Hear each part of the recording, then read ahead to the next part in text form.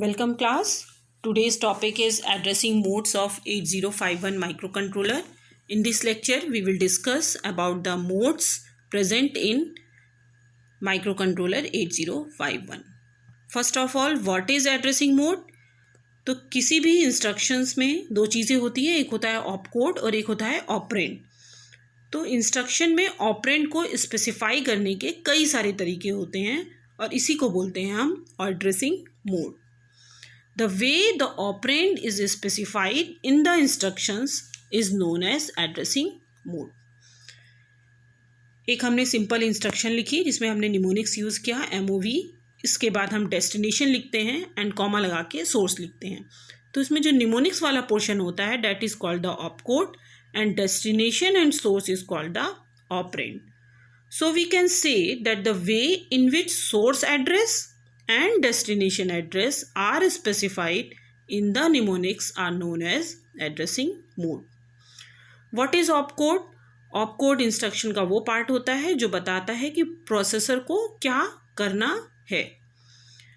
तो it is a part of instruction that tells the processor what should be done. And what is operand? It is a part of instruction that contains the data to be acted on or the memory location of the data in a register. Operand may be a direct address of memory, it can be register name, it can be any numerical data.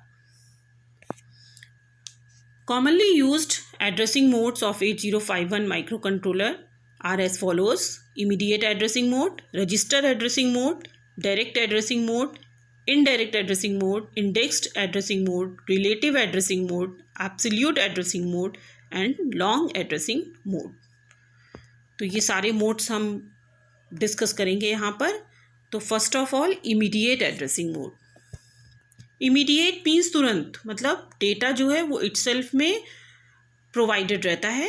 तो इस तरह का जो addressing mode है वो है हमारा immediate addressing mode. तो data is provided in instruction itself if the source operand, that means data itself, is given in instruction. After opcode, then instruction has immediate addressing mode. It is used for internal RAM is of 128 byte from address 00H to 7FH. Simple instruction में हम mnemonics लिखते हैं, फिर destination लिखते हैं and then source लिखते हैं. तो इमीडिएट एड्रेसिंग मोड में जो सोर्स होता है that may be any number और data and destination must be any register. If source is 8 bit then destination is also 8 bit. If source is 16 bit then destination is also 16 bit. And the process, इसकी जो process होती है वो just like a computer में जैसे copy and paste करते हैं, same वही प्रोसीजर होती है कि हम कहीं से कंटेंट को कॉपी करते हैं और पर्टिकुलर प्लेस पर जहाँ पर हमको चाहिए होता है वहाँ पर उस फोल्डर को खोलकर, उस फाइल को खोलकर वहाँ पर पेस्ट कर देते हैं. सेम यही प्रोसीजर इमीडिएट एड्रेसिंग मोड में होती है. For example MOV A,#30H. Here हमने हैश यूज़ किया है 30H से पहले. ये इंडिकेट करता है कि operand is a data. After execution load immediate data byte 30H in accumulator. 30H जो डाटा है वो हमारा एक्यूमुलेटर में लोड हो जाता है. डाटा कॉपी हुआ 30H और एक्यूमुलेटर में सेव हो जा रहा है. That means immediate data byte 30H is load in accumulator. Next, move A,#0AAH. When data is starting with A to F, then data should be proceed by 0. अगर data हमारा 0 1 2 3 4 5 6 7 8 9 के बीच का कोई नंबर है तो उसके पहले हम 0 नहीं लगाते हैं. लेकिन अगर डाटा हमारा स्टार्ट हो रहा है A से F के बीच में तो हम डाटा से पहले प्रोसीड करते हैं 0. डाटा से पहले हम 0 लगाते हैं. तो एक्चुअल डाटा है यहाँ पर A. चूँकि A में जो स्टार्टिंग है वो A से है इसलिए हमने इसके पहले 0 लगा दिया है और 0 से पहले हमने हैश लगाया है. हेयर हैश मीन्स कि ऑपरेंड इज डाटा. तो A क्या है? A is actual data that is to move in accumulator. Now another example, if source is 16 bit then destination is also 16 bit. Here हमने क्या किया कि MOV, DPTR hash 1234H, where 1234 is a 16 bit data. It move into the DPTR. DPTR is a data pointer, the 16 bit register. DPTR में दो चीज़ें present रहती हैं, एक होता है DPH data pointer high for 8 bit and DPL for data pointer low. तो we can read immediate data. तो DPH read immediate data 12H and DPL read immediate data 34H. तो 1234 जो डाटा है वो हमारा लोड हो जाता है डेटा पॉइंटर में. डेटा है 16 bit, so DPTR is also 16 bit register. Next is register addressing mode. If the source operand is specified by the register R0 to R7, then instruction has register addressing mode. It is used for internal RAM. Both source and destination are address. One of the operand must be accumulator and another one is any one of the register R0 to R7. For example, MOV A, R0. That means content of R0 will store in accumulator and content of R0 is same. Means कि R0 के content accumulator में save हो जाते हैं, लेकिन after execution R0 के content same वही रहते हैं जो बिफोर एग्जीक्यूशन थे. फॉर एग्जाम्पल हमने ए की वैल्यू ली, ए में डाटा लिया 35H और रजिस्टर आर में R0 में डाटा था 39H. आफ्टर एग्जीक्यूशन R0 की जो डाटा है 39H वो हमारा कॉपी हो जाएगा, वो हमारा स्टोर हो जाएगा एक्यूमुलेटर में. तो एक्यूमुलेटर की वैल्यू हो जाएगी A is equal to 39H and after execution R0 का डाटा सेम वही रहेगा जो बिफोर एग्जीक्यूशन था. पहले था R0 की वैल्यू थी 39H, आफ्टर एग्जीक्यूशन वैल्यू हो जाएगी also 39H. So accumulator is 39H and R0 is also 39H. In the next example, MOV R0, A. In this, content of accumulator store in register R0 and the content of A is same after execution. Same example हमने लिया, accumulator में data है, let accumulator data value is 35H and R0 data value is 39H. Accumulator के data R0 में save हो रहे हैं, that means accumulator का डाटा है 35H, तो आफ्टर एग्जीक्यूशन R0 की वैल्यू हो जाएगी 35H and accumulator is same value same data after execution and before execution. Before execution accumulator have data 35H, so after execution accumulator same value 35H. There is no instruction like MOV R2, R3 because one of the operand must be accumulator. Next is direct addressing mode. If source operand is specified by its 8-bit address in an instruction after opcode, then instruction has direct addressing mode.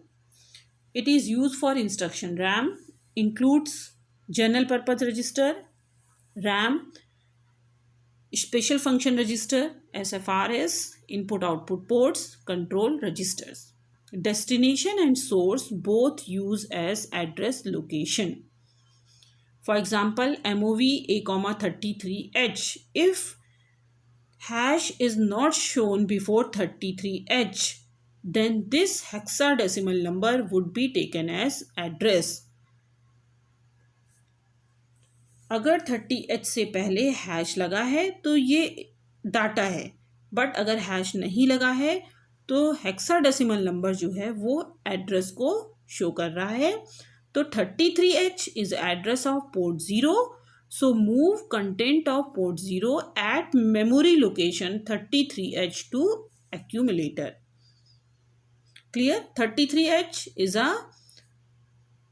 Memory location, तो इस memory location पे जो data होगा वो हमारा accumulator में save हो जाएगा. Next example MOV32H R1. The content of register R1 moves to internal memory location 32H.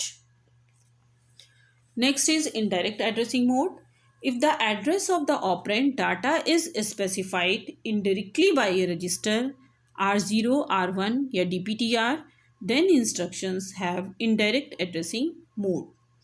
Always use @ before R0, R1, DPTR denote indirect addressing mode. कहीं भी अगर @ किसी इंस्ट्रक्शन में लगा है दैट मीन्स 8051 में वो इनडायरेक्ट एड्रेसिंग मोड को शो कर रहा है. Only R0 and R1 use for address of internal RAM. SCR used as pointer to memory location. For example, MOV A, @ R7. The content of R7 represent internal memory address as R7 contain 33H. So internal memory location will be 30H. After execution of the instruction, value of internal memory location 30H will be loaded in the accumulator. तो इस instruction में R7 जो है वो हमारा locate कर रहा है मेमोरी एड्रेस को. R7 पर मेमोरी एड्रेस है हमारा 33H. अब इस 33H मेमोरी लोकेशन पर हम देखेंगे कि डाटा क्या सेव है. तो 33H मेमोरी लोकेशन पे डाटा है 22. See in the picture.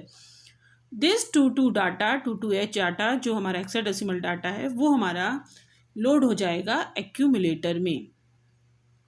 Data pointer register DPTR can also be used as address register for 16-bit address.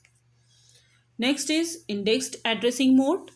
Only program memory can be accessed and it can only be read. It is used for reading lookup table in program memory. The effective address of program memory and offset register, that means content of A, intended only for JMP or MOVC instruction. Here C means refer to the code byte. For example, MOV C is the code A, @ A plus DPTR.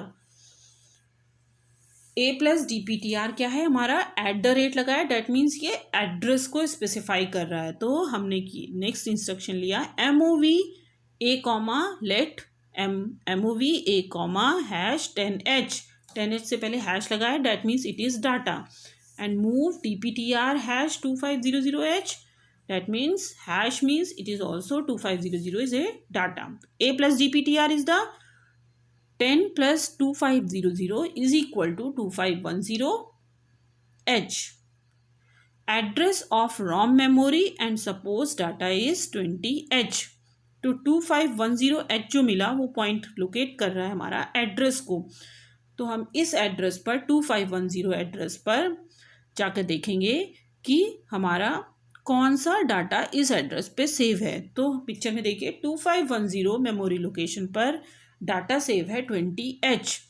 अब ये 20H जो है वो हमारा move कर जाएगा accumulator में और डाटा एक्यूमुलेटर में सेव हो जाएगा 20H. Read the data memory 20H, so accumulator save the data 20H. This is a indexed addressing mode. Next is relative addressing mode. Relative addressing mode is used in certain jump instruction.